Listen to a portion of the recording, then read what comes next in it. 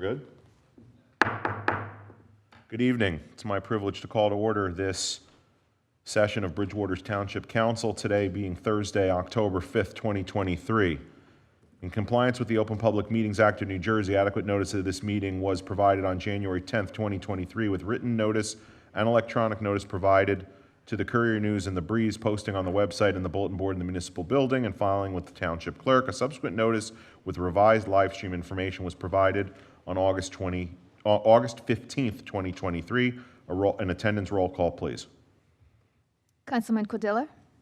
Here. Councilman Nogales? Here. Councilman Pedroso? Here. Councilman Ring? Good evening, here. President Kirsch? Yes, I'm here. If we could have our Pledge of Allegiance led by Councilman Norgales. I pledge allegiance to The United States of America and to the republic for which it stands, one nation, under God, indivisible, with liberty and justice for all. Okay, we have some minutes for approval. The August 9th, 2023 special session, that was when we discussed and considered the Verizon matter. Those were circulated, correct? Yes. Okay, or were any incremental edits? Okay. I'll move the minutes of the 9th and the 17th. Okay, all right, let's take 9th and, I'll take 17th, 9th and 17th together. So that's a motion? Yes, sir. Second. Okay. All in favor? Aye. Any opposed? Okay, and just for note, the August 17th closed session minutes are being circulated for initial. Township, let me also note for anyone in the audience or participating virtually that 10A, we'll discuss this when we get there, but 10A will not be heard tonight. In order to take action on 10A, that requires planning board action. The planning board did not have quorum this previous Tuesday, so that item will be carried to a later date. Township Council reports. I'll start on my immediate right with Councilman Norgales. Thank you, Mr. President. I attended the Bridgewater Raritan Municipal Alliance meeting where the key speakers were representatives from Before I forget. Howard, Somerset, a state health department grant-funded organization whose objective is preventing drug overdose. Sadly, the program dealt with the overdose fatality review team, which attempts to understand the underlying causes of drug fatalities in Somerset County. They have been tracking some 50 suspected county cases identified in their 2022 report. The team's recommendation is to increase community awareness about overdose symptoms and intervention, such as the use of naloxone, also known as Narcan. Township planner Scarlett Doyle has announced her retirement at the end of the year. I've known Scarlett for over 25 years and will miss her wise counsel. As a former Bridgewater resident, she has had extensive understanding of the needs of our community. We are approaching the election day, and with all the political grandstanding and public statements meant to sway voters. I would caution that social media and even printed newspaper articles have become a hotbed of purposely misleading statements. I will offer but one example, a statement that the township bond rating has been downgraded. It is simply not true. Lastly, from a health issue, flu shots are available, and we should all be encouraged to get our flu shot and our COVID shot when they're available. That is my report. Thank you. Thank you. Continuing to my right, Councilman Cordilla. Yes, I'd like to report that this past Monday I attended the playground improvement that was being done at Chimney Rock Park by the Ingredient Corporation, whose motto is that everyone belongs. And there were 80 employees from Ingredient, along with some Township Public Works employees, adding, upgrading the park and some features and so forth. And certainly the company deserves a tip of the cap for their work to improve the Chimney Rock Park for everybody, and not to be left out is Jennifer Logren, who's a member of our Township Park Board, for her work and her efforts in coordinating the efforts with everybody. I also echo Councilman Norgalis's comments regarding Scarlett Doyle, who is, the loss of Scarlett will be the loss of a tremendous asset for Bridgewater Township with her guidance and her planning for the township in addressing issues that at times were very interesting to understand and really did need her expertise in solving problems. Also, as Howard explained, with the election season, in the past, this season has always been described as the silly season. I would only ask that all residents in Bridgewater, if you read something, if you hear something, just check it out. Deal with the facts, not with everything that you're reading or hearing. Check it out because there's a tremendous body of work that's done to maintain this township, and an example would be the bond rating that Howard mentioned. That's all that I have, Michael. Thank you.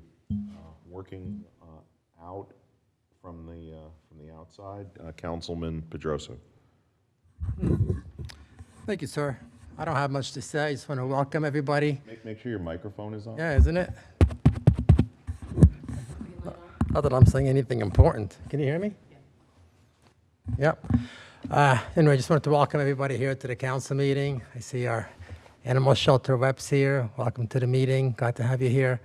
Shelter is such a great organization here in Bridgewater Township. I see Barry Walker in the house from Board of Education. Welcome to our meeting. Just nice to have everybody here. I have nothing else to say. Thank you. Council Vice President Ring. Thank you, sir. I also joined Councilman Cordilla and Mayor Mensch this past Monday at Chimney Rock Park with the underground playground work that they did, and will also extend my sincere thanks to all of the folks involved in that, from that organization, our Public Works Department, and our Recreation Department. Spent some time speaking to residents the last couple of weeks at the bulky trash days, which was a very good time speaking to them. I also participated in a meeting at the request of the leadership of the Friends of Bridgewater History to discuss some potential opportunities there that I've passed along to the administration. And then lastly, spent some time out in the Morton Street area with a resident discussing some road concerns following some road work done there. I thank Mr. Burr and Mr. Moraldo from OCR for going out and meeting with that resident and looking to address some of their issues. So thank you. That's my report. Thank you very much. I have a handful of items. I was at Bulky Trash both on September 23rd and I guess our bonus third day that we scheduled for September 30th.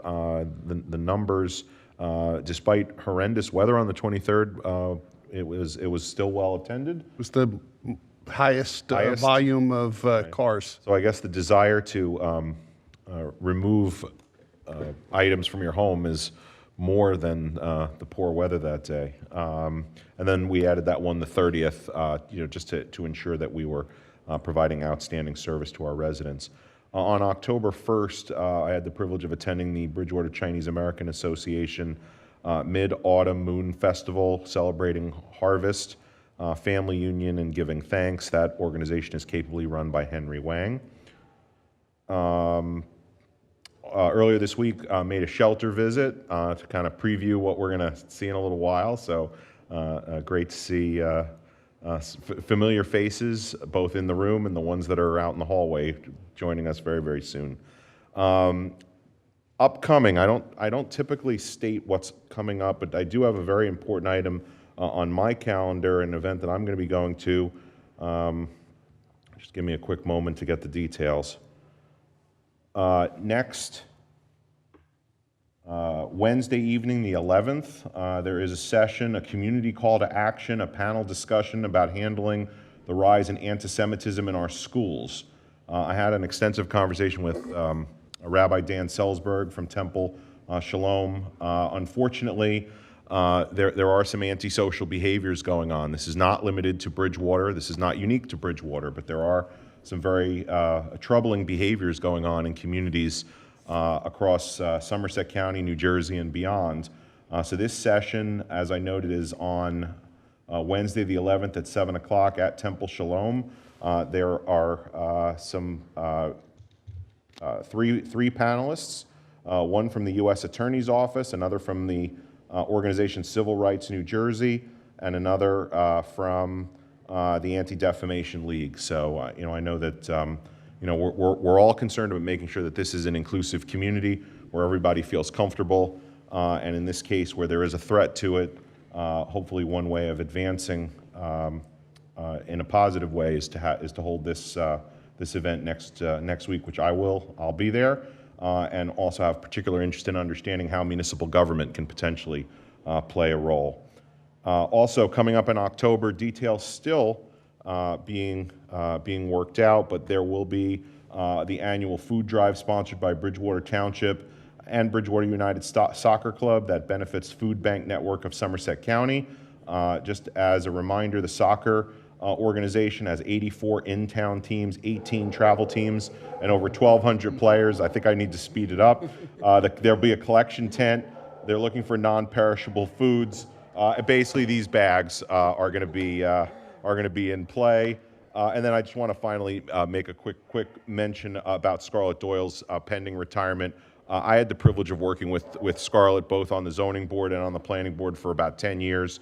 She's top notch. The contributions that she made to this township, I think can't possibly be measured. We talk with great pride about the face of Bridgewater, what it looks like today, how it's planned for tomorrow. She is substantially responsible for that. Can't be measured, Council President, but they can be seen just by looking around. Correct, exactly. All right, and so with that, I'll turn to the mayor for his report. Make sure this is on. All right, thank you. Since the animals are literally getting restless in the hallway, I did spend a few minutes out there before the council meeting, seeing some of the dogs there. That would explain the barking. Yeah. Just a few items of business. Real quick for anybody who was impacted by the New Jersey American water main issue today on North Bridge Street. They've advised us that service should be restored for everybody by 8 p.m. today. So if any resident is still impacted, that should be up by 8. If it's not, please make sure you let us know. And They told the residents in the area that last night. well, I can. Yeah, I know. We are told 8 p.m. tonight. So hopefully by the time we get this meeting, everyone will be restored, and we go from there. We also got word that the DNR Greenway should be by now or in any day now wiring over the $154,000, which is going towards help offset the purchase of the Stempian property. If everybody remembers, when we purchased the Stempian property, they contributed to that. They've been a great partner with us in helping us to find funds to offset the cost of saving of some of the properties, especially on Foothill Road. So that's another piece of property that was added to the larger property there. Tim, how many acres in total, you think? 20? I don't remember off the top of my head. 30 acres total? There you go. So, hopefully we'll be able to get that property now opened ultimately with trails and some access. And we were up there recently and, making progress. So I look forward to that. I want to wish the Patriots congratulations on their season. Overall they made the playoffs, had a great run, and I look forward to next year. They've been a great asset to the town with the Yankees there, and we appreciate their participation. I'm not going to go through all the events that everyone else mentioned. It's been a busy couple weeks.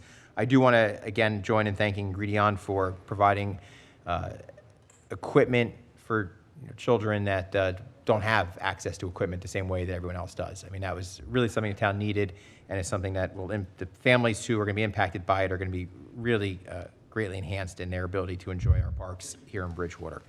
The other quick items I'd like to mention, I attended with my daughters the tying the ribbons around the municipal building in honor of Breast Cancer Awareness Month with the cheerleaders, something that my girls look forward to every year. They're getting bigger and bigger, but the cheerleaders do a great job with that. And of course, they go out throughout the town and put the ribbons up throughout the community. And as I've said to them, and I say again, the girls there are great role models for my girls. Look up to them every year, and they always do a nice job in working with a lot of the younger cheerleaders throughout the township program. So thank you for them to that. I had the opportunity to attend the Afala Car Show on Sunday. It was rescheduled because of rain from the following week. That was to help raise money both for Afala and as well for some of their philanthropic endeavors. That was a great opportunity. I'm grateful to being invited to attend that. And last but not least, on events that have not already been covered, I attended, after the car show, went over to the mall where they had the robotics competition for 2 days associated with Raritan Valley Community College. It was the preseason for the high school robotics club, and Bridgewater, the team 808, I think, is the team. I don't know if Mike, if you happen to know. 303, there you go. 808, 303, there we go. Team 303, which is comprised of Bridgewater residents, was one of the winners. It's 3-on-3, so they were champion with their group of 2 other teams in the finals, and it was pretty exciting. My son loved it, and congratulations to the Bridgewater families that participated with Team 303 and all the parents that helped them do stuff that I couldn't do. It's amazing the robots that these kids build. That is my report. And I think Administrator Pappas, you have something to add? Yes, I do. One of the annual requirements that each municipality has in the state of New Jersey is to have a brief report about the annual best practices inventory that the Department of Community Affairs has for each municipality. These matters are address any number of township operations. There is a score, a numeric score, that is calculated based upon the township's engagement in various matters.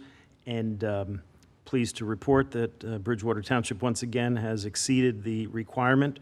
And what's important about those requirements is that if you do not meet those minimum requirements, then state aid is in jeopardy. That's not the case here. We've actually been able to address a couple of items this past year from last year. One of them is the implementation of a 2-factor authentication on township email and the township's enrollment in the New Jersey Cybersecurity and Communication Integration Program. So copies are available, certainly have been distributed to the governing body, and are available if anyone is interested. Thank you. Thank you. So just to illustrate that we do this in one take without practicing ahead of time, Mayor, do you want to do the dog shelter proclamation? We would then have Councilman Cardilla on fire prevention and Councilman Norgalis on the breast cancer awareness. Sure. Is that agreeable? Let's do it. Okay, all right, then let's start with the first one, National Adopt a Shelter Dog, and it is month. So I guess, Mayor, if you'd go down to the podium and we'll give the signal to the dogs, or however we're going to make that work. Listen, Michael, it's not a setup, is it? I'm going to go down there. There's no setup at all. Hitting a treat in my pant leg or something? No, there's nothing. It is what you think it is.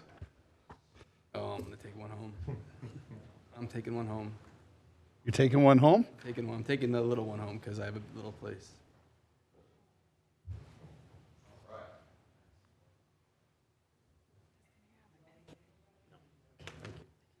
Yeah, that cute little Beagle Jack Russell mix. All right.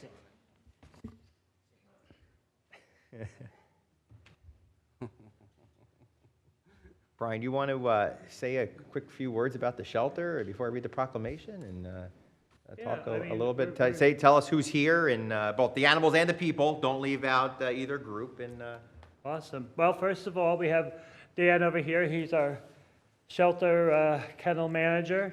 Also manages the animal control. And we have Romeo. Romeo was actually his owner became homeless and didn't want to give Romeo up, so he was living in his car with Romeo until the weather got too bad that he couldn't live in the car with his dog, so he surrendered the dog to us.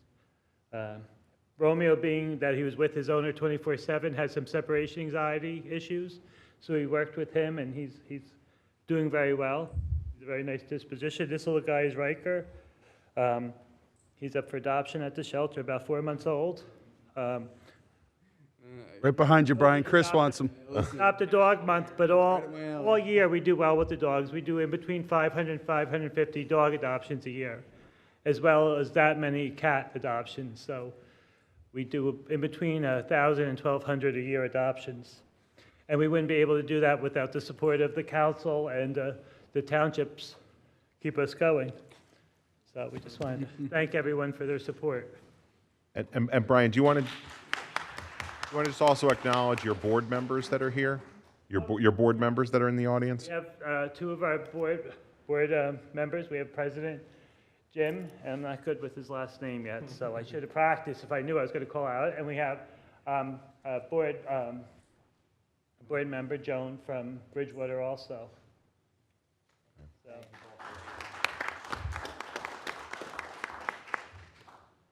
All right, so I'll read the, I see Hi, you. Romeo. You can come in for the pictures. Come That's on. all right. All right, so I'm going to read the proclamation. Whereas the Bridgewater Township Council and Mayor recognize the vital role that shelter dogs play in our community, and cats, I'll say, there's cats there too, offering companionship, love, and a second chance to those in need. And whereas the tireless efforts of local animal shelters, especially the Somerset County Regional Animal Shelter, in caring for and finding forever homes for countless dogs, enriches our community in the process. And whereas it is important to promote responsible pet ownership and encourage the adoption of shelter dogs to provide them with loving homes. And whereas raising awareness about the benefits of adopting shelter dogs can foster a more compassionate and caring community. Now, therefore, be it resolved, Matthew C. Mensch and Bridgewater Township Council do hereby proclaim the month of October as Adopt a Shelter Dog Month in Bridgewater, New Jersey. During this month, we urge our fellow residents to consider the option of adopting a shelter dog as they bring joy, companionship, and unconditional love into our lives.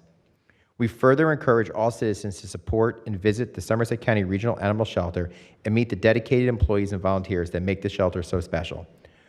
We commend the Somerset County Regional Animal Shelter for their unwavering dedication to dog welfare and their tireless efforts to find loving homes for all the animals under their care.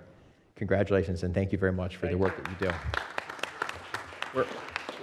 We're definitely going to have to take a photo briefly. We'll get everybody to come down, but I just want to comment and just add to the congratulations and the, the accolades that everyone's received.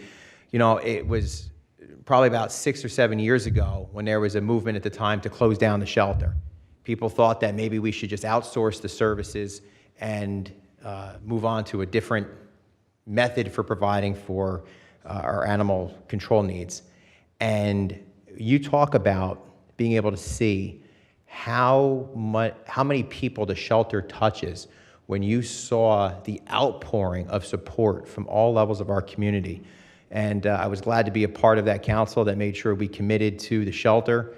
And now it's continuing to thrive. It's always been doing a great job. It's been even better, Brian, under your leadership and the folks that are our board members that have current and past that have served, our council members that have served as liaisons to this board. I mean, really, the shelter, you don't even realize how many organizations support the shelter, donate, and how many families have animals, dogs, cats, everything there. And it's just wonderful to see the happiness that you bring into the community. So thank you very much. And let's make sure the volunteers come up for a picture, and we get the council down here because we got to get everybody in a picture on this one.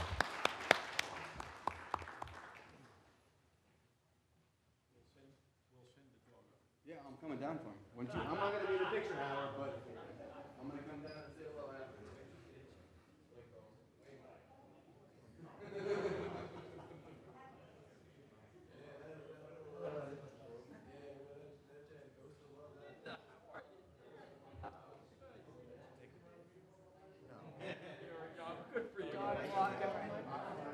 Get up there in the front so everybody can see.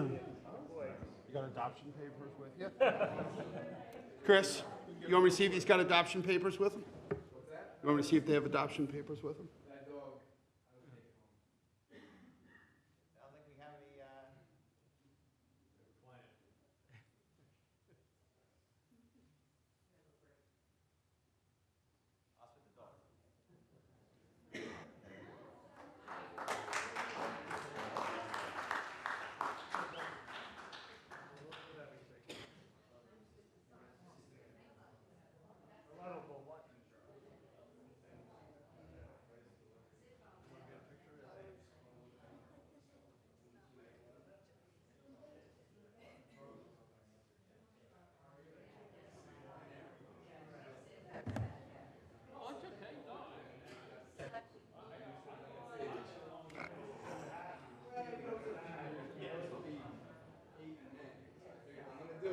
How many dogs do you have? I don't have any. My wife has 3. Thinking about it? Isn't that the same? Nope. I claim no responsibility. All right. All right, it's fine, I'm fine. Seeing high rejects.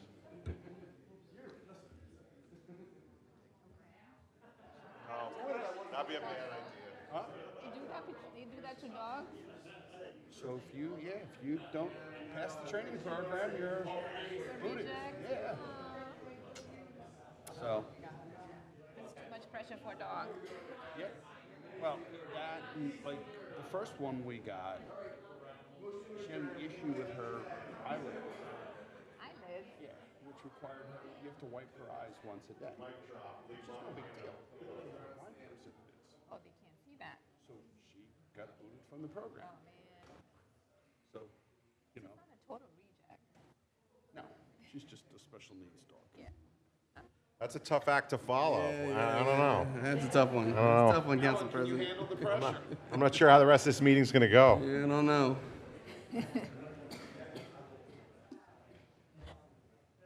Ginny? Yeah. Ginny can use a little brother too, Matt. Okay. Thank you again to the staff and volunteers. So we're going to move to our second proclamation. This is 2023 Fire Prevention Week, and the proclamation will be read by Councilman Cardilla. Okay, thank you, Michael. Whereas fire is a serious public safety concern, both locally and nationally, and homes are the locations where people are at the greatest risk from fire, and whereas the Township of Bridgewater is committed to ensuring the safety and security of all those living in and visiting our community, and whereas home fires killed more than 2,800 people in the United States in 2021, according to the National Fire Protection Association, and fire departments in the United States responded to 338,000 home fires.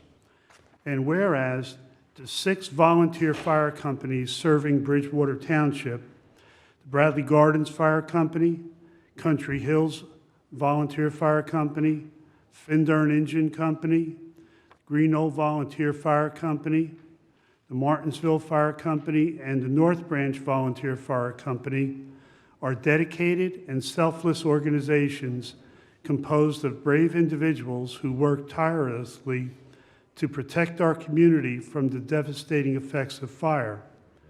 And whereas these volunteer fire companies, along with our fire marshal's office, provide crucial firefighting and emergency response services, engage in educational outreach, and continuously strive to improve the safety of our residents through their commitment and professionalism. And whereas Bridgewater's residents are responsive to public education measures and can take personal steps to increase their safety from fire, especially in their homes, and whereas residents who have planned and practiced a home fire escape plan are more prepared and will therefore be more likely to survive a fire, and whereas working smoke alarms cut the risk of dying in reported home fires almost in half.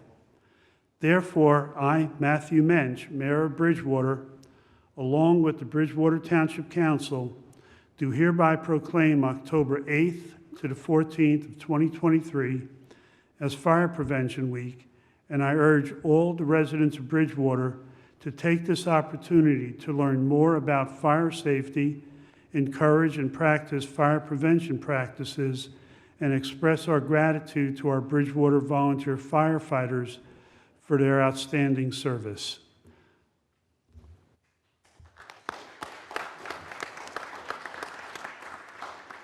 This evening, we have Chief Kyle Fernandez from the Martinsville Fire Department with us. Kyle, thank you for your service and the service of your department. And if you want to come up, we'll get a picture taken. If we can get your signature, we can give them the proclamation too.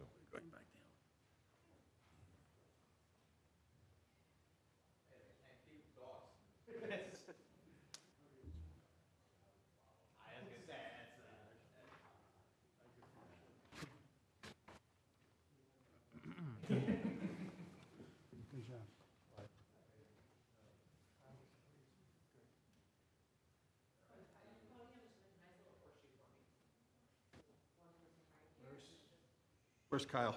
Up front. Here, you can.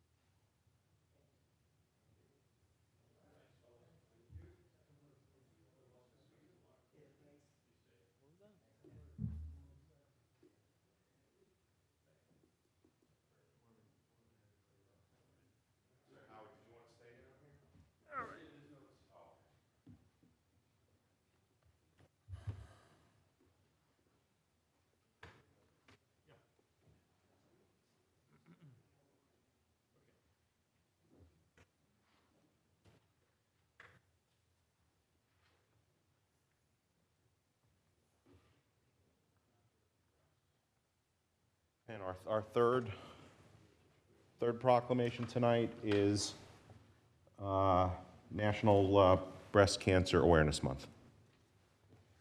And I'll recognize Councilman Norgales.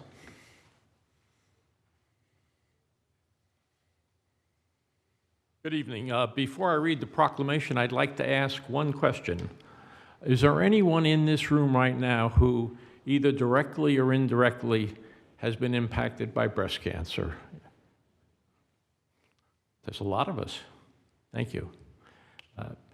It is a tough topic for me to talk about, but I'll do the best I can. Whereas there will be over 297,000 new cases of invasive breast cancer in the U.S. in 2023. And whereas over 40,000 Americans are likely to pass away due to breast cancer this year, and whereas though through these figures are tragic, all Americans can rejoice that from 1989 to 2020, the breast cancer mortality rate decreased by 40%. And whereas this marked decrease is far more than just a statistic, for it represents over 400,000 women who have survived the disease who otherwise may not have. Whereas the savings of these lives is directly attributable to the advances in research, treatment, awareness, and support that is spearheaded by organizations like Dance for the Cure. And whereas Dance for the Cure is a 100% volunteer organization supporting breast cancer patients in Somerset, Hunterdon, and Middlesex counties, and whereas Dance for the Cure has so far gifted over $970,000 in donations to individuals in those counties and to aid them in their fight against breast cancer. Whereas Bridgewater residents Brooke Herbst and the Bridgewater Raritan High School cheer team, in coordination with Dance for the Cure's Ribbons of Hope initiative, hung pink bows at the Bridgewater Municipal Complex. And whereas these pink ribbons are a symbol of hope for those fighting breast cancer now, a sign of support for those who have stood by them. Sorry. A commemoration of those who lost. And a mark of triumph for those women who have overcome this terrible disease. Now, therefore, I, Matthew C. Mensch, Mayor of Bridgewater, do hereby proclaim the month of October as National Breast Cancer Awareness Month, and urge all citizens of the township to recognize Dance for the Cure and the other critical programs like it throughout the nation, and laudable efforts of Ms. Herbst and the Bridgewater Raritan High School cheer team have taken to raise awareness and support for those confronting breast cancer. Signed by Matthew C. Mensch and all members of the council. Thank you. Is there a representative of, would you ladies come forward? And here's the signed proclamation.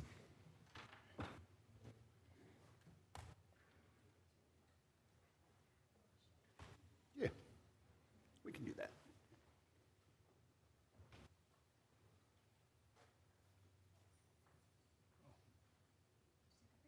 More pictures?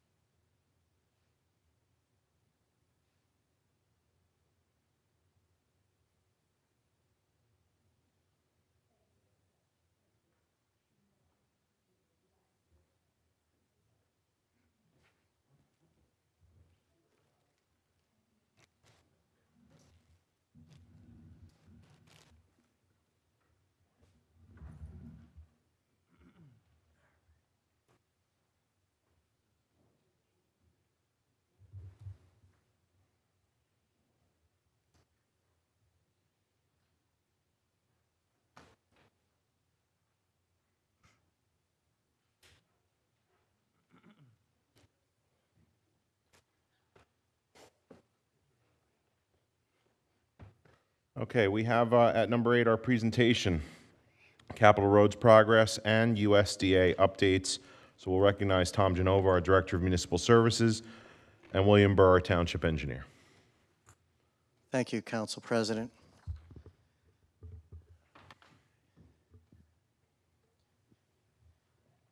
We are in year 3 of a 5-year capital road project.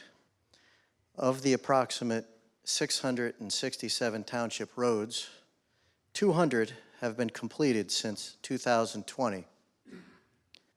30% of the township roads have been repaved in the last 4 calendar years. Okay. This is an exceptional accomplishment that the administration is extremely proud of. Of course, a project of this size requires countless hours of planning, organizing, budgeting, coordinating, and directing. The feedback we have received from residents has been overwhelmingly positive. The conditions of the township roads are a top priority of the residents. To that end, I would like to thank Bill Burr, Township Engineer, for leading this project. I would also like to thank Tony Gallo, Assistant Township Engineer, for managing all aspects of subcontractors and consultants from design through completion. Last but certainly not least, Maria Schaumburg, Project Manager for Municipal Services. Maria prepares all of the required resolutions and paperwork and maintains the project files. After the 5-year road project is completed, A continuation of the pavement management system will continue. This includes annual pavement surface evaluation and pavement preservation. A well-managed pavement maintenance program that provides for proper treatments at proper intervals shall ensure that pavement life is maximized with the net cost of the program minimized. So at this time, I'd like Bill Burr to give a detailed summary of the progress to date. Thank you, Tom, and good evening, everyone. Thanks for having us again. As Tom alluded to, this road program is something that the engineering department is very excited about. I think we're pleased with the progress, and I'm happy to report, with the exception of 2 roads that received NJDOT funding and have required some additional review time with the state. All of our planned road projects will be completed this year. And I don't know that that's happened before. And I think that the main reason for that is the timing, frankly, of the funding ordinance that this governing body adopted earlier this year, the expeditious nature of that approval. And I'll give you an example. In years prior, typically that ordinance is adopted somewhere in the April timeframe, with the funding becoming available in May. Beginning to end of May, it varies. This year, that ordinance was adopted in February, and the funding became available in the middle of March. That 2-month additional time period that we gained was invaluable for getting the program on its feet, through engineering design, through the bidding process, and into construction. Where in years prior, we may be looking at a construction period of fall into winter. This year, summer into fall. So of the 55 or 56 roads that are a part of this year's program, about 52 of them will be completed this year, which I think is a great accomplishment. It's important that we get the jobs done this year, or frankly, before any calendar year is over, for a couple of reasons. One, we've seen it in the past where we start a project late in the fall and it carries through the winter. We have to put the project on hold. We have to winterize it. It's an inconvenience for our residents. It can lead, despite our best efforts, to some safety issues. So I like to avoid that whenever we can. We don't have to worry about that this year. 2, quite frankly, I think it results in much higher quality projects when we can get the paving done earlier in the year, warmer temperatures. When we avoid paving in winter or cold weather, it's a win all the way around. And we're going to avoid both of those issues this year. Frankly, very happy about that, and I thank you all for approving that ordinance earlier in the year. I don't know if anybody has any questions, comments about that, but what I'd like to do is jump into just a quick slideshow. We've talked at length in the past about the regional approach that we've taken, the neighborhood approach that we've taken to improving the roads. We've split the town into 6 different regions, and I'd like to just run through real quick and give you all an update on real time where we stand with our projects, and then open it up to any questions from there, if that's all right. Please.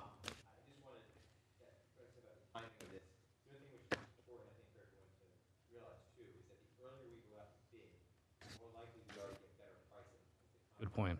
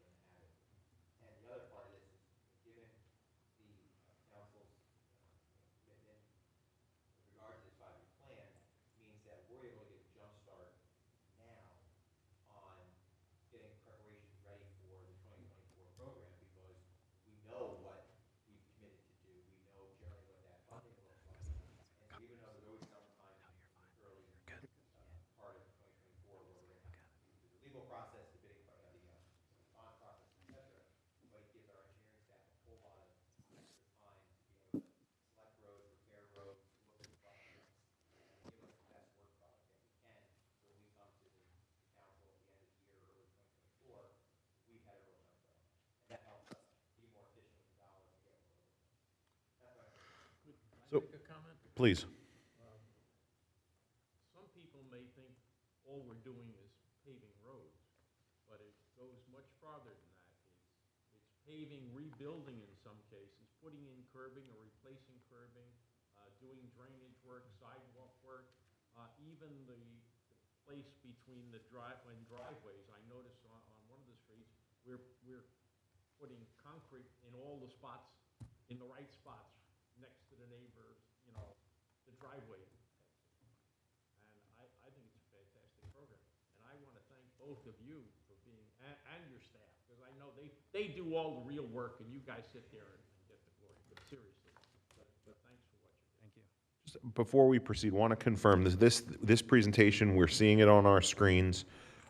We have paper copies of it. I guess a question for the administration. Can we also make this presentation available for the public to see after this meeting? Yeah, I think it's already on. Okay. On the website, and this is a reminder, because, we talk about a lot, but, we have a whole website.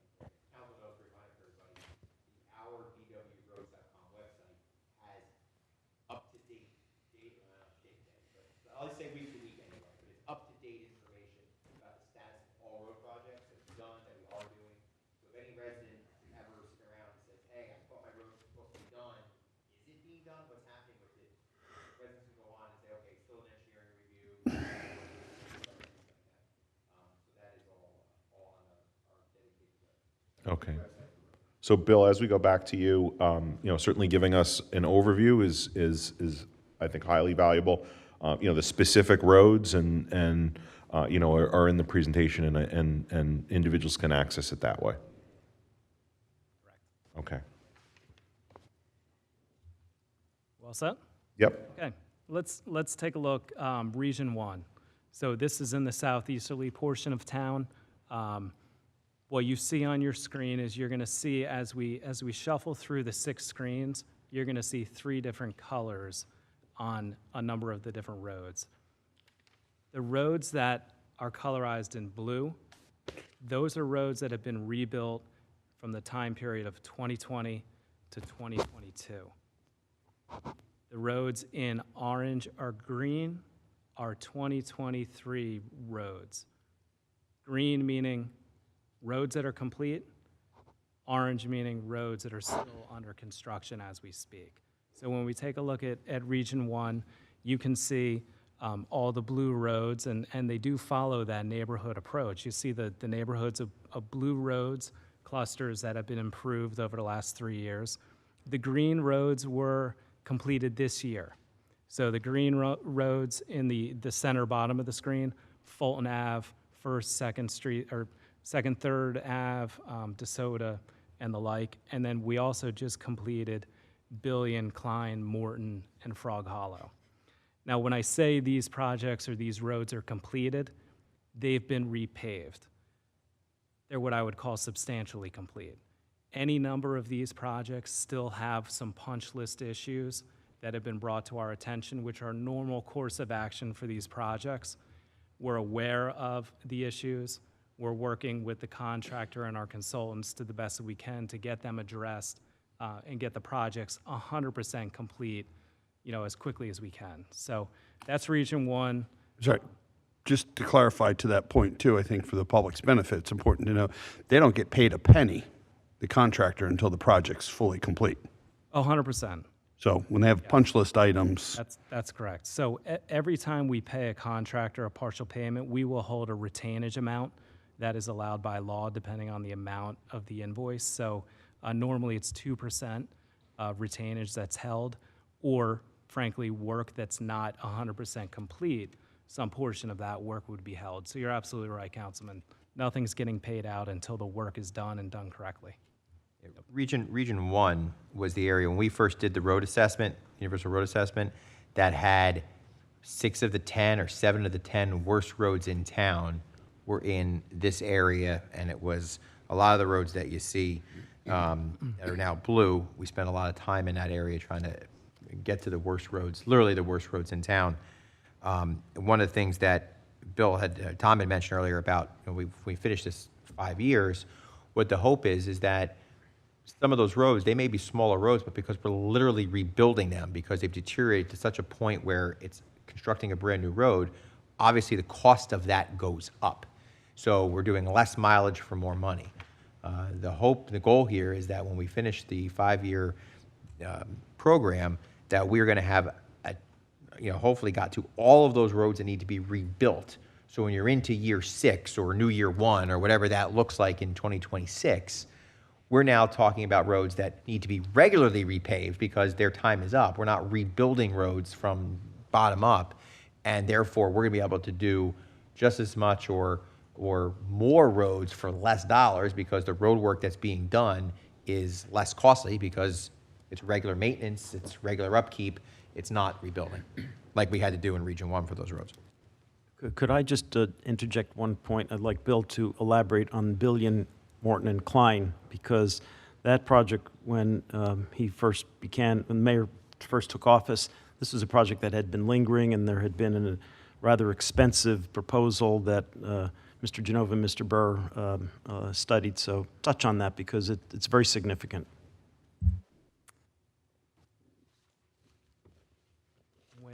When we first started looking at this project, and I guess what I would preface it to say, in 2020, we met with the engineer who was engaged to design that project.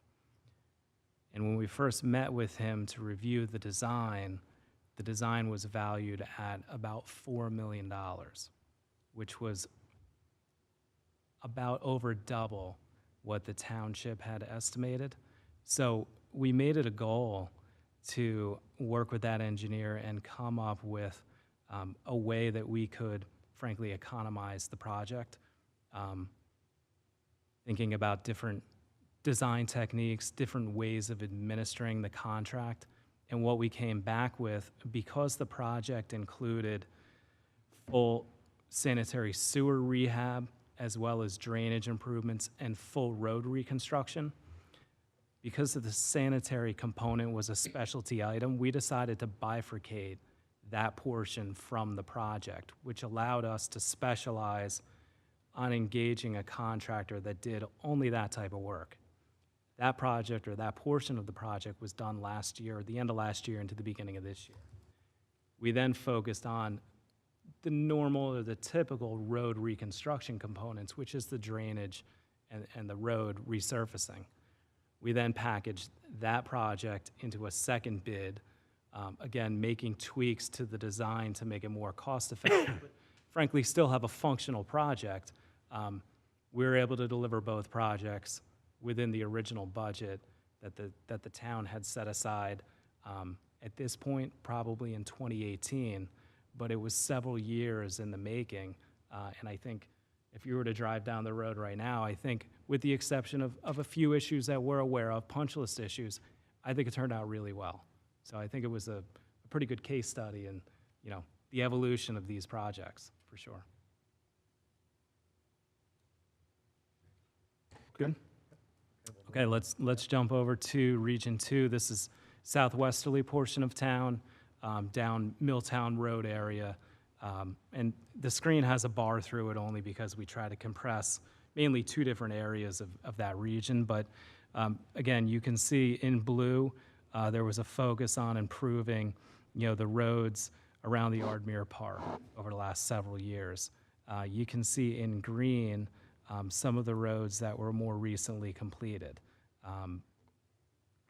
Hancock, Duval, McBride, Studifer. I listed them at the top of the screen. I think there was 9 roads total that got improved in that area. On the uphill or the upper side of the screen, you're going to see another cluster of green roads. That shows 2023 completed. That's actually a mistake. They should have been blue. They were pavement preservation roads that were completed in 2021, but the bulk of the roads completed this year on the bottom of the screen, and you could see there's 9 or 10 roads. So this project is complete. There's a few minor issues that need to be taken care of, but I think all in all, that project turned out very well. And you used the phrase the pavement preservation program. That is essentially instances where we're filling cracks and making sure that a road that is still in generally good condition can survive for many more years before it needs more extensive work. Correct. So typical road, when you overlay it, has a useful life of about 20 years. If you wait until year 20, chances are the road is too far diminished to just preserve it. So you really have to be proactive, and I think that's what we've talked about is in year 6, 7, 8, 9, 10, anywhere in that range, depending on the amount of traffic the road gets, and frankly, the deterioration rate, that's when you start implementing the pavement preservation. 7, 8, 9, those years immediately starts to extend the useful life of that road at a fraction of the cost. So that's the idea. Yep. So if you're getting that, that's a good thing. I believe so. Okay. You know, there's a misconception with the pavement preservation in that it's not going to be like a brand new, freshly smooth paved asphalt. But in the proper technique and application, location, well worth the money, because like you said, Councilman, you're sealing the cracks, you're providing a uniform new pavement surface. It's gonna have a little bit of a texture to it, a rough texture. It's not gonna be smooth, but it does serve the purpose, and I think it's been proven over time to help the road. And then in all likelihood, some number of years in the future, a road like that would probably need new pavement, would very unlikely need to be completely reconstructed. Correct, that's the idea. So as we extend the life of these roads, it will eventually, you can do more than one application of pavement preservation. Normally, there's a limit to how many layers. It will get to a point where you have to go back and do a standard, what I'll call mill and overlay or mill and resurface, which is really where we want to be. We want to be milling and resurfacing roads, and then we want to be preserving roads instead of, like the mayor said, doing full reconstruction, which really are the costly. I'm looking at Tom. He might not remember, but I'm looking at some of the Milltown area roads. It was real hot that day. Real hot. To your point, if you don't touch the roads, okay, you're not going to get to that 20 years. What happens is the pavement starts to dry out, the binder inside of it that holds all the aggregate together. Putting on a chip seal, putting on a slurry seal is going to extend and get you to that 20 years. You do nothing, you're going to be reconstructing. So we are going to actively pursue pavement preservation each year. We're not going to let this investment go by the wayside. Great. All right. Yep, jumping up to Region 3. So this slide has a little bit different look. You'll notice there's no green shown on this slide. That's because the orange roads are our 23 roads that are still currently under construction. Frankly, we could have made a few of them green because as you take a look at the roads, there are a few that are complete. Farmer, Floral, Carleen is, as we speak, probably half paved. It was supposed to get paved today, but the contractor's paving machine broke down and they had a delay. So Carleen will be finished tomorrow. Juniper, excuse me, is starting up with North Branch. I don't know if it's started yet, but it is imminent any day now that those two roads will start construction. We're probably 2 weeks plus or minus out from Region 3 being completed. And when I mentioned earlier that there were two roads that are not going to get, or two projects that are not going to get done, they're in this region. So it's the Rolling Hills neighborhood and then Foxcroft and Spring Valley. They're two projects we got sizable grants from the state on. The goal is to start construction on them in 2024. With those two projects, because we already have the funding in place for partially or all those roads, we'll be able to start those, right away in 2024, or would we expect that we would lump them into a Region 3 2024 program? So Foxcroft and Spring Valley, that project was just awarded to a contractor, I believe, at the last they're not going to get it done. 2 council meetings ago. That project is fully funded.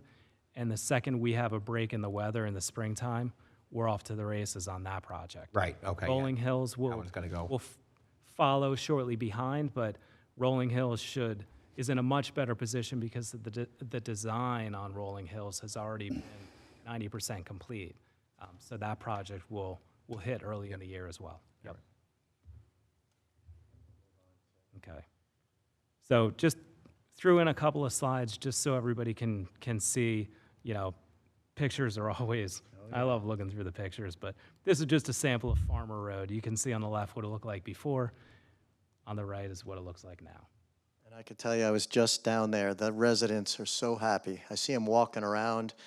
They're loving it. All right, so we're bouncing up to Region 4. You can see a lot of work throughout the area. There's been a concerted effort up around the roads around Sunset Lake. You can see there's a cluster of green roads around the lake that were completed. They were paved a couple weeks ago. We also completed Timberline, Sky High, those roads up off of Washington Valley Road, and we just paved Hardgrove. So Hardgrove down near the intersection of Mine and Crim is complete. So there's no orange because we're considering this section substantially complete, again, with the exception of a few minor issues. So that's Region 4. Here's snapshot of Hargrove. That was in rough shape. So. All right, Region 5. Region 5, our focus this year is on the roads that are really right behind, down the road here from the municipal building off of Woodlawn Ave, tucked in the Hillside Aves, Orchard, Prospect.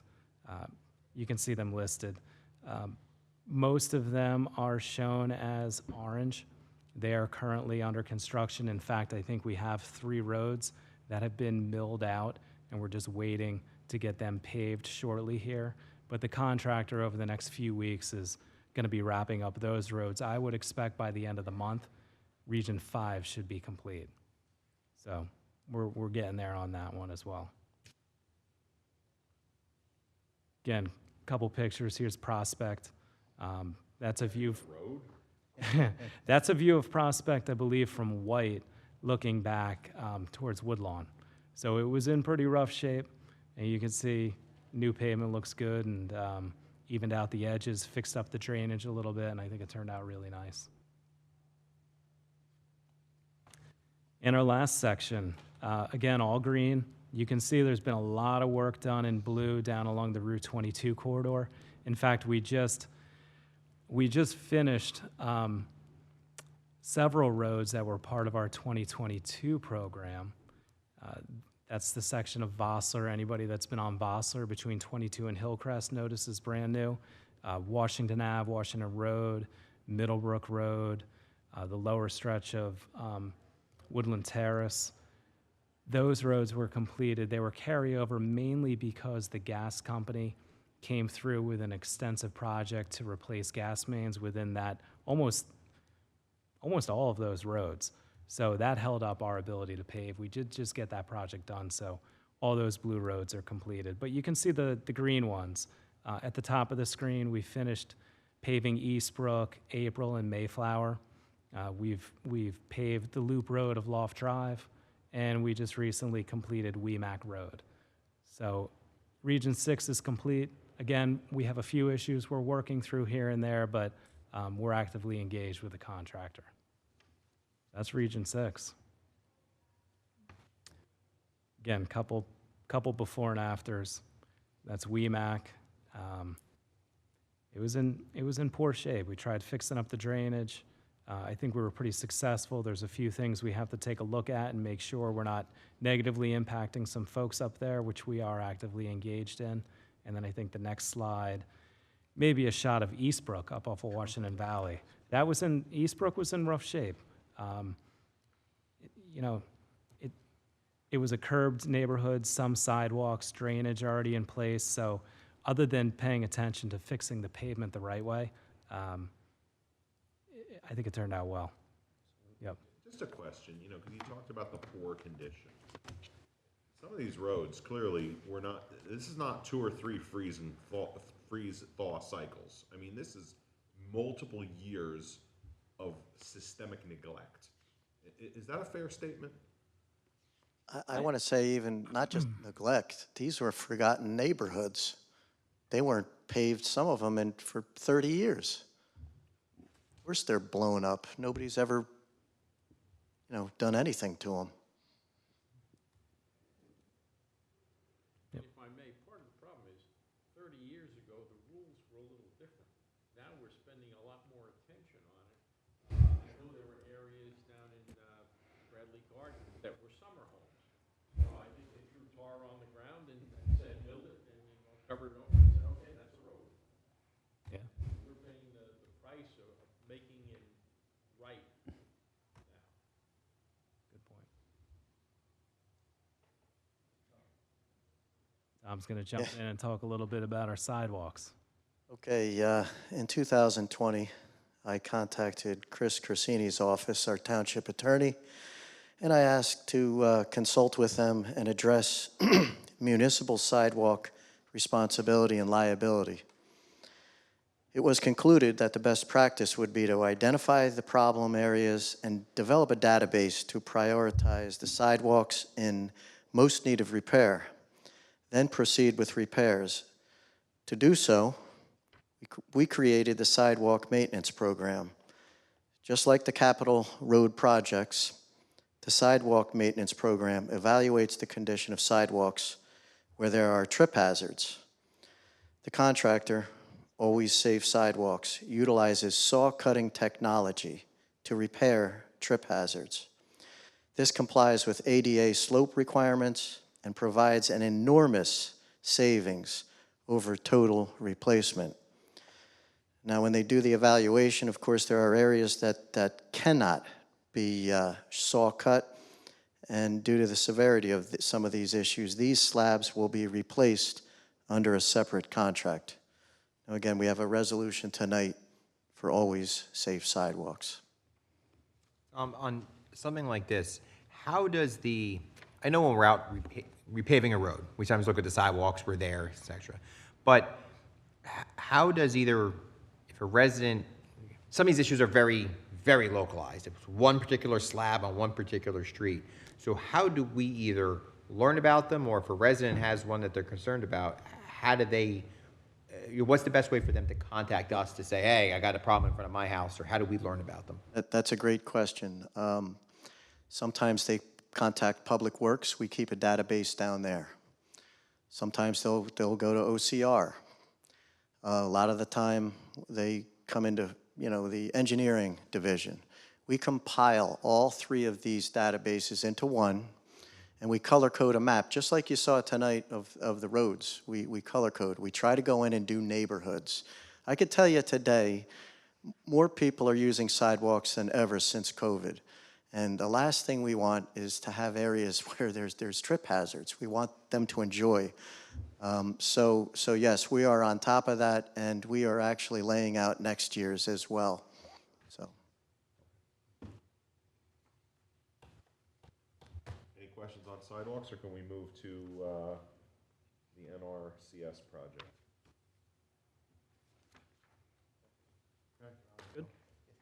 Okay.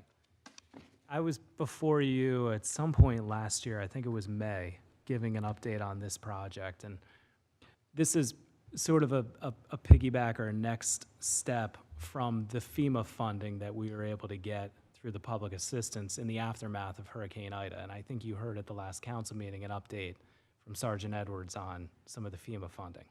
So we really made it a goal, after exhausting our options with FEMA, to try to seek out other funding to address some of the drainage ways or waterways that were impacted after Ida. And we found this program through the USDA, United States Department of Agriculture, NRCS. The Emergency Watershed Protection Program is what this project or what this program is for. We met with USDA officials last year, actually, it may have been the end of 2021 into early 2022, showed them about a dozen locations around town. They identified 4 locations that they felt met their program requirements. And they offered the township, I believe, up to a little under $650,000 to address some of these stream stabilization issues.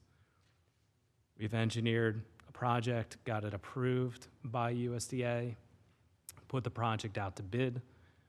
You all have awarded a contract to a contractor. This project has started construction a few weeks ago.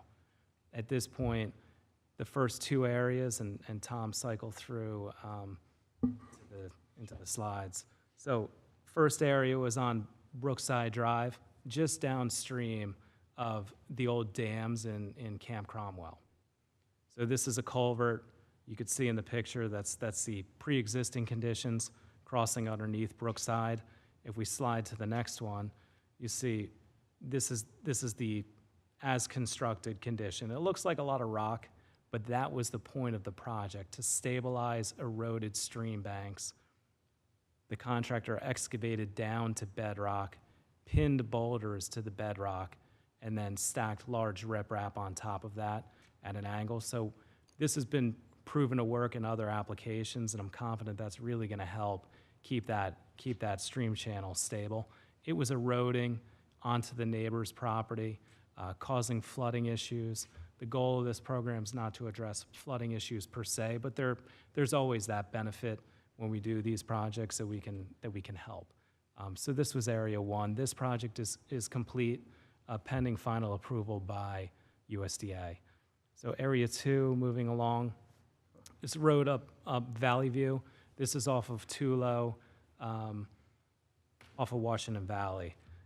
We had, obviously this photo shows some pretty significant flooding into the residents' backyard.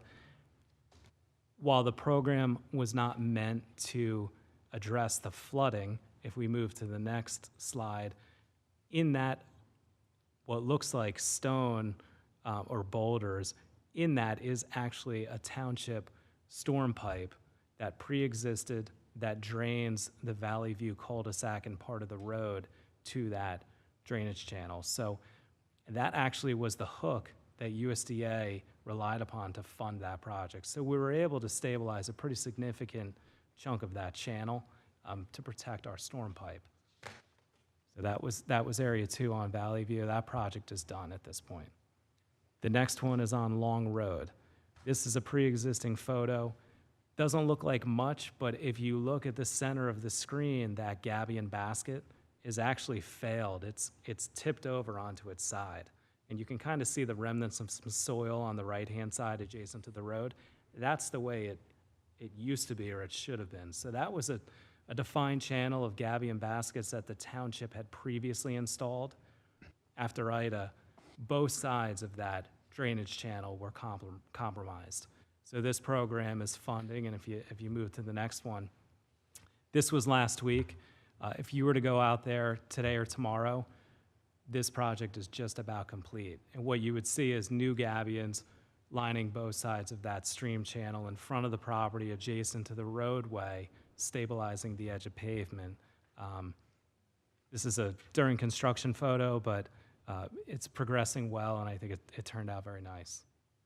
So the last one is really the anchor of this program, and if anybody is familiar, this is the area. We call it Blossom, but right at the intersection of Blossom and Washington Valley Road, there's a residence. Adjacent to the residence was a drainage channel that drained runoff under 78. Ida caused this, and there are areas out there that are probably 15 feet deep of erosion, where maybe previously it was 6 feet. Pretty drastic and pretty eye-opening if you were to see it in person. This project is about to start. He's got all of his equipment on site, materials in hand. I think early part of next week, this project is gonna start. We had gabion baskets. You can see they're in a state of disarray in this photo. The idea is to reestablish the gabions, line the stream channel with large boulders, do a combination of different techniques to stabilize that channel and frankly make it safe again, put up a post and rail fence so that nobody can go over the edge. This one I'm really excited about because it's a cool project. It's not something you see every day. So that's going to start next week, and we're probably 3 weeks, give or take, out on getting that project done. And those 4 areas would constitute this project. Like I said, I think the slide says 650,000 in federal funding. I think the actual number is closer to 635, but heck of a lot of money to help get this done. So that's the USDA project. Any questions? I just want to say thank you for, all the work that you guys did. I know OCR was involved in helping to do some of the grants on this stuff. And, when we were able to, these flooding issues can be so devastating to some of the residents, but sometimes they only affect a small number, but to the small number that are affected, it's life-altering or really drastic. And the cost of projects can be so high that it becomes, we've all dealt with different flooding issues in town where it's a $1 million project affecting 3 homes, and you sit there and you have to figure out how do you fund it or what's your priorities. And so being able to deliver this amount of money for these projects that would have been hard for us to do on our own is really a great win. So thank you, gentlemen, and thank you to the OCR staff that helped. And just one more thing, Tom made a good point about sidewalks and how we track sidewalks. We do the same thing with drainage. OCR, DPW, engineering, we're tracking everyone's drainage concerns, and we meet regularly to review the list, and we're constantly looking at different funding sources, different programs that can help with as many of these issues as possible, because we know they're super expensive. The problem is there's not always a program that fits each of these projects. So we're doing our best to take advantage of grant money and grant programs as they come online, and that's what our focus has been. So thank you. Mr. President, may I just make a couple of comments and acknowledge these 2 gentlemen and other people? We meet weekly, and the level of coordination that is required to have these kinds of very complex projects successfully completed is enormous. Tom and Bill, OCR, the level of interaction that both of those, the 3 offices have, and the coordination among them is really what has increased efficiencies. That photograph that you're looking at now, the scale and the depth does not do it justice. If you had been there as we were there, it was a cavern. I mean, it was, it just makes me speechless. But, yeah, a gorge. But since Tom and Bill are here, I want to specifically acknowledge them. Bill is the individual who actually found the NRCS grant. He, through his experience, broad experience, he found this opportunity. He and Tom, Dickey, OCR had extensively interacted with members of the public, hearing these concerns and many others that the federal government did not feel met their criteria, but it wasn't for lack of effort. So that will be a conversation for another day. But Bill, and as has been said, Tony Gallo, and the amount of effort for the road program that they put into to ensure that every dollar that this governing body has made available is used efficiently is pretty remarkable. And I also want to acknowledge Tom.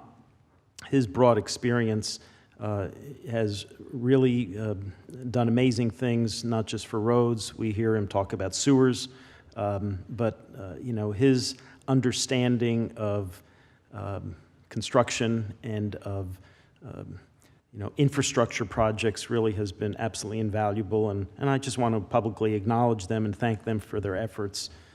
You don't see that as we do on a weekly and sometimes daily basis, but the taxpayers are very well served by people like them. Any questions Thank or you, comments Mike. from the dais?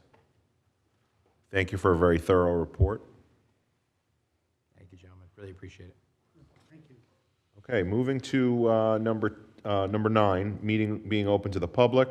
I'll repeat what I said at the beginning of the meeting. We will not be hearing 10A since the planning board did not reach quorum earlier this week. Their action is required before our taking action. We will have 2 hearings at 10B and 10C. There will be opportunities to speak on those after the general open comment period. So we'll open to the public. Is there, well, let me read it and then I'll take the motion. Members of the public wishing to address council on any matter will be allowed 2 minutes to speak unless there are unusual circumstances. If I could have a motion to open to the public, please. Motion. Is there a second? Second. All in favor? Aye. Any opposed? Okay, we are open to the public.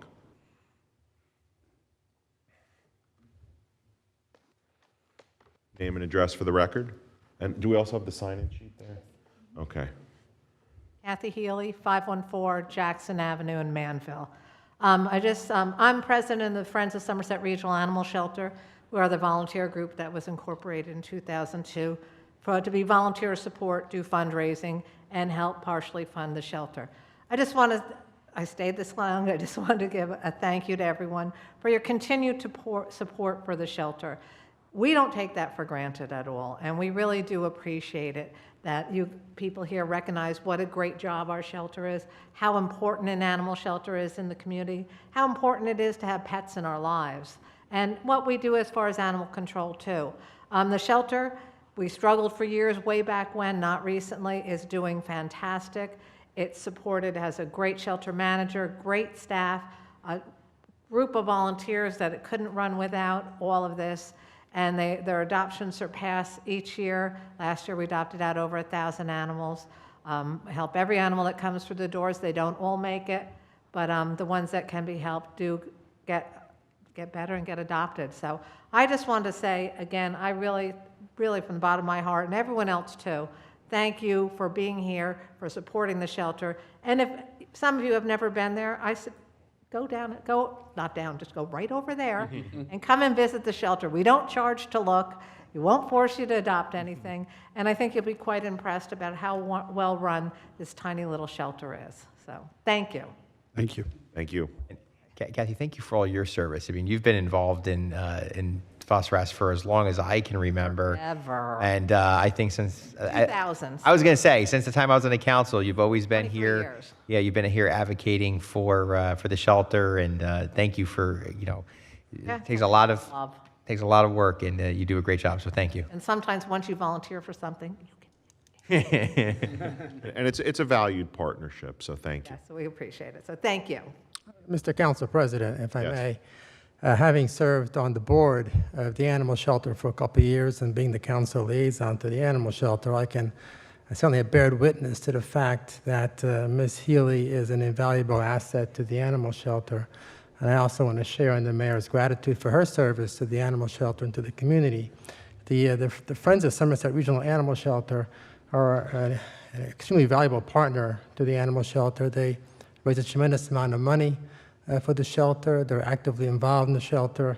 When I was on the board, Ms. Healy appeared in every single board meeting. She advocated strongly for the animals. The amount of time that she spends volunteering for the shelter and for the good of the shelter and the animals really, I think, deserves recognition. So I just wanted to put that on the record and also thank her publicly for her service. Hey, we're still open to the public. Anyone else wish to address us?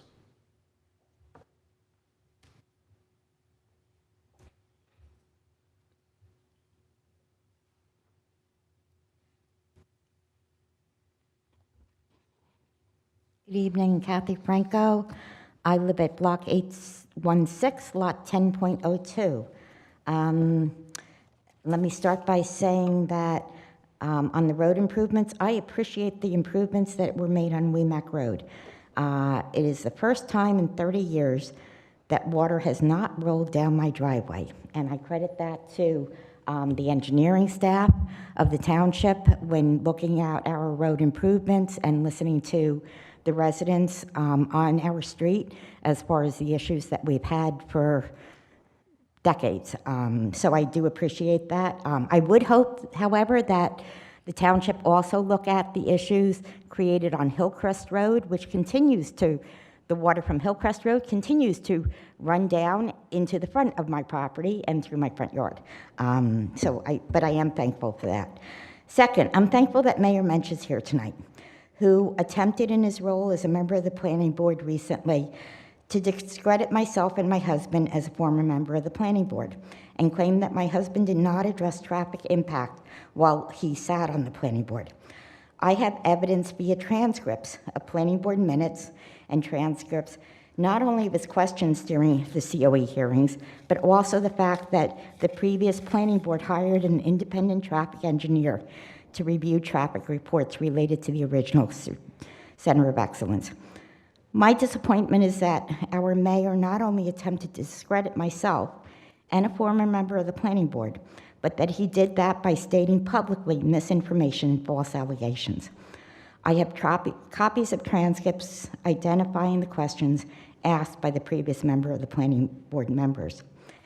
In addition, at the planning board meeting in the new project, I questioned the scope of the traffic report. On 12/10/2019, during Mr. Mensch's testimony to the planning board related to the traffic for the same site, he identified the corridor, similar as I did during that night, which was from Foothill Road all the way to Pluckaman. So in closing on this issue, how did you, our mayor, accept a traffic report for the current project without the same scope, distance, and impact? And I would hope if you plan on answering me, you do it before I leave the podium. And if not, then I guess our comments are done for this evening. Thank you very much. Thank you. Does anyone else wish to address council tonight? Is there a second? Second. All in favor of closing to the public? Aye. Aye. Any opposed? Okay, as I had noted, we will be carrying 10A. I guess the question that I have for our clerk and our attorney is what is the mechanism that we will reset that date? Will that be, it won't be stated from this day as tonight because there's still uncertainty. How will we be resetting that new date? I would just leave it. Just let it go. Okay. All right, then moving on to 10B. This is an ordinance amending the code of the Township of Bridgewater, Chapter 206, Vehicles and Traffic, to add the park and ride facility at Lot 1, Block 173, located at the intersection of Milltown Road and Route 22 East, to the list of restricted parking areas within the Township of Bridgewater. I know we discussed this last meeting and explained it. Is there any additional conversation required? Does anyone wish to move for final? Well, actually, we need to go. We need to go to the public hearing. So, can I have a motion to open to the public for the hearing at 10B? I'll second it. All in favor to open to the public? Aye. Aye. Any opposed? Okay, we're open to the public to discuss ordinance 10B. Motion to close 10B, move for final action. Second. Okay, is there any discussion, or can we move right to the vote? Okay, if we could have a roll call to conclude 10B, please. Councilman Cordilla? Yes. Councilman Nogales? Yes. Councilman Pedroso? Yes. Councilman Ring? Yes. President Kirsch? Yes. 10C, this is an ordinance amending Chapter 26 entitled Personnel Policies, Article 32, Sick Leave of the Municipal Code of the Township of Bridgewater. I know we discussed this last week, but Mr. Pappas, if you could give some commentary, please. Thank you. I also have, we also have with us Christine Madrid, our HR manager. She may want to add something if I leave something appropriate out. We've discussed this a number of times. The state legislature a number of years ago enacted a statute that altered and limited the amount of payouts for municipal, county, authority, state employees for compensation for any accumulated sick time. When that legislation was enacted, Bridgewater Township, Ms. Madrid and our CFO have confirmed, began to implement the statutory changes. Last year, the end of last year, we were notified that, along with dozens of other municipalities, that that statutory change had not been codified in municipal ordinances in dozens and dozens of municipalities. We did review and confirm and did notify the state through our labor attorney last year that this was the case and that no improper payments had been made. So this, as you all know, this was discussed with the administration and the governing body this past summer. There were questions that had been raised by some of our unions, our collective bargaining units, that were concerned that any of the contractual provisions that existed were potentially impacted by this, and that had to be reviewed and discussed and clarified. And then the governing body formed a subcommittee, had further clarification that had been needed, and now we're back here tonight for you to consider this for a public hearing and final passage. Ms. Madrid, is there anything that you think I should add that I didn't in any technicalities? And then I'll have one more comment. I just think the important point here is that we've been in full compliance with the laws since they were enacted. So this is just kind of cleanup measures to make sure that the ordinance is fully compliant and to satisfy the state. The law does not apply to most employees prior to 2010. There was a 2007 law that was mostly department heads, a very limited number of people. And then again, they passed another law in 2010 that scooped up the rest of those employees. So there's a lot of employees that are still getting payouts that are larger than $15,000. They come up every once in a while because they're grandfathered in under the old laws. Once you hit that 2010 law, then they're all capped at $15,000 or less. And there's a formula that this all works out into. So you will still see some payouts, but they're getting farther and fewer between here. But this is just to bring everybody into compliance, statutorily into compliance. Thank you. I just want to emphasize the point that we have taken this very, very seriously. There's been misinformation and accusations made about how the administration has handled this, and we believe, and our experts, our CFO and our HR manager believe that we have been acting in full compliance. And again, this just codifies this. Mr. Pappas, sorry. I know you mentioned this was discussed earlier this year. I just want to clarify, we actually went so far to introduce a version of this ordinance earlier this year, which led to those concerns then that resulted in that being paused in the subcommittee. So this is not just discussed, it was actually introduced. That's correct. Thank you.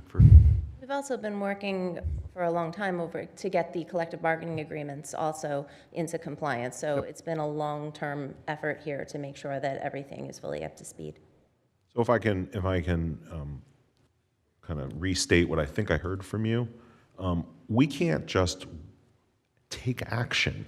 We need to make sure that we're taking action properly, and that includes, but is not limited to, working with our council, working with our labor unions.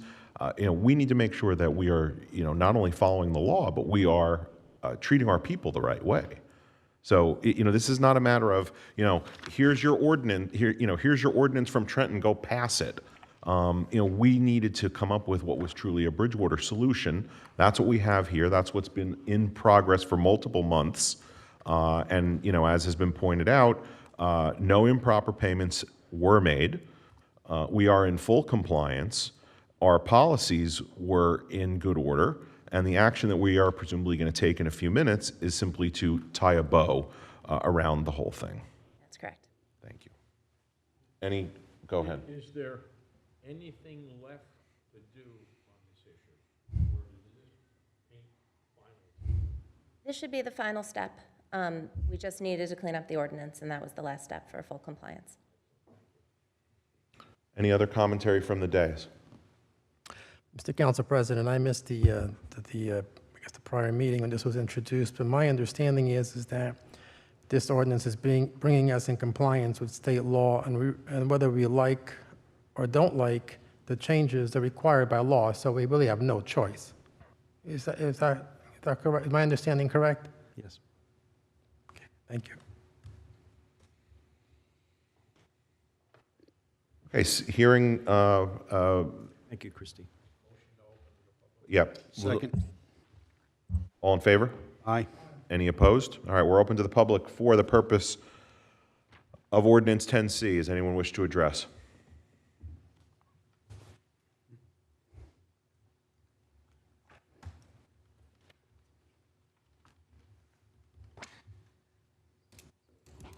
Kathy Franco, do I need to give my address again for the record?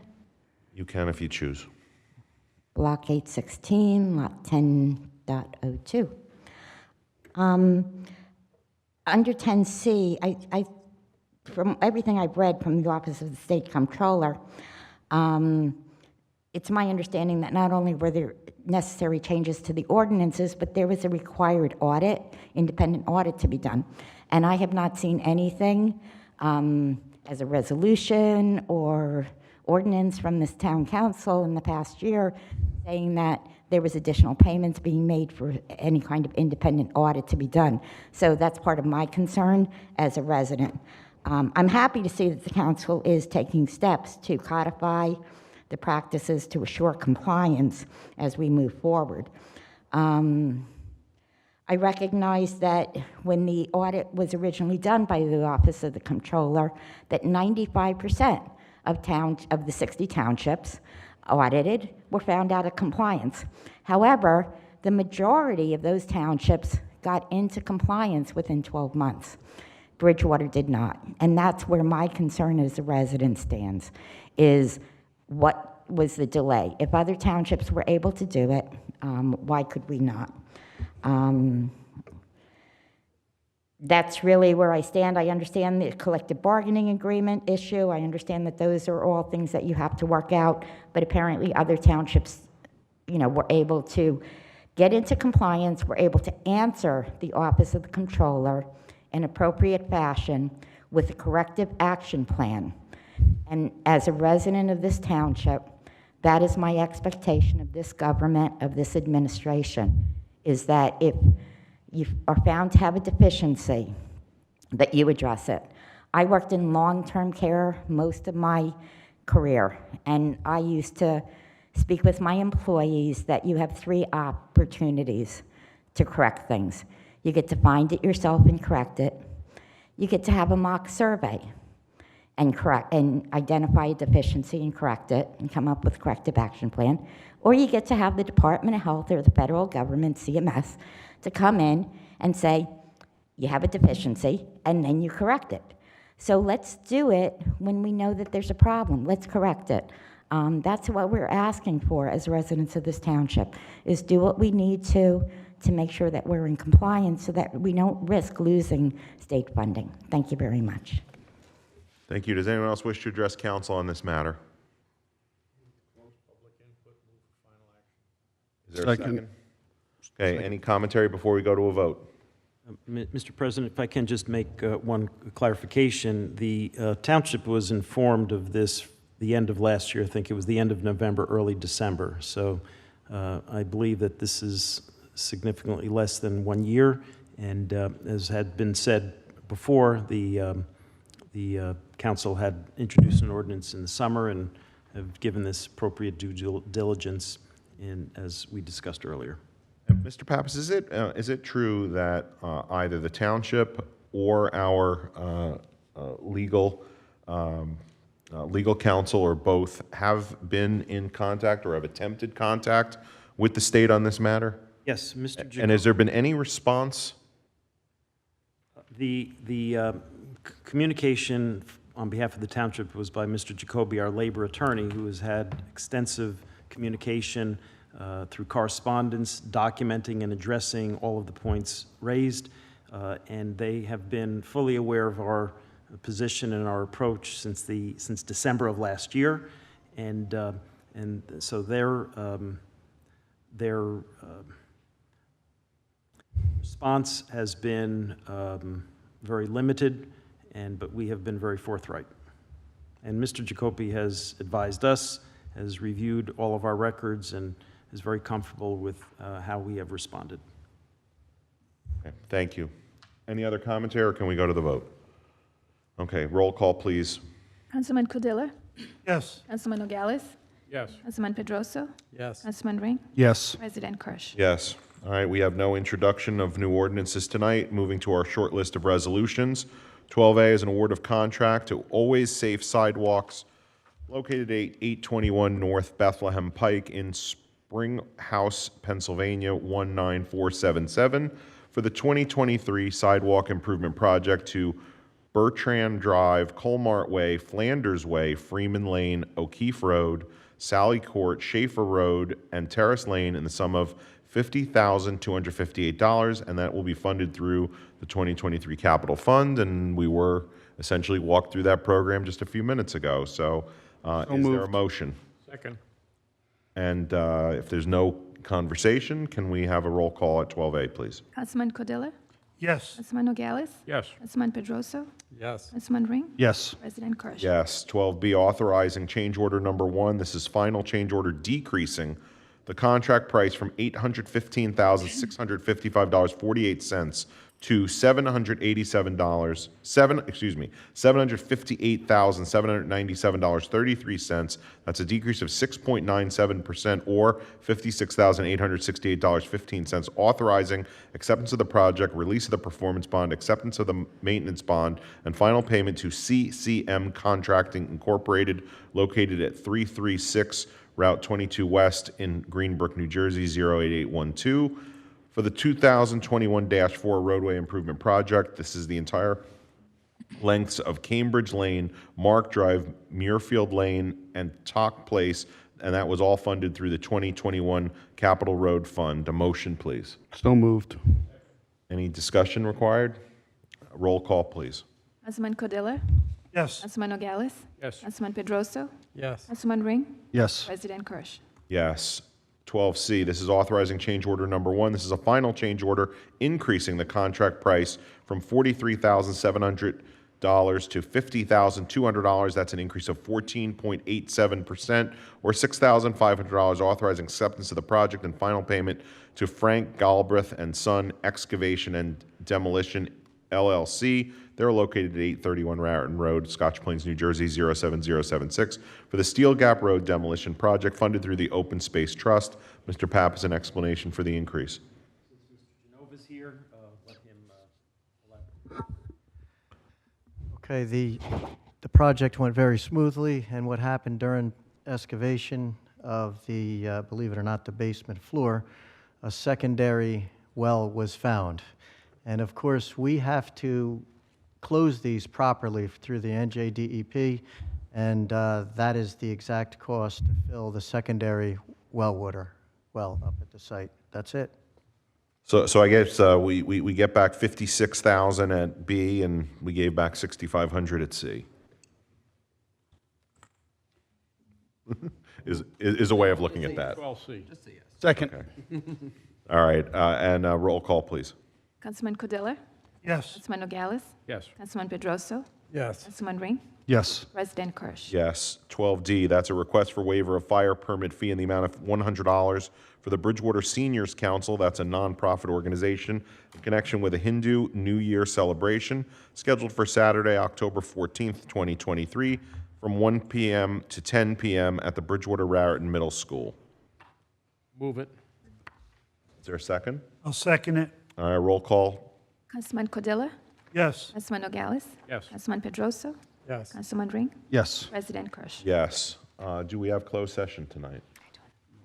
No closed session tonight. Wow. Having You reached want the one, end of Howard? our We can add agenda. something if you want. Oh, no, that's okay. No, we've reached the end of our agenda, so I'll entertain a motion to adjourn. Motion to adjourn. Second. And all in favor? Aye. Aye. We're adjourned. Thank you. Depending upon how you might be going home, North Bridge Street's still one lane.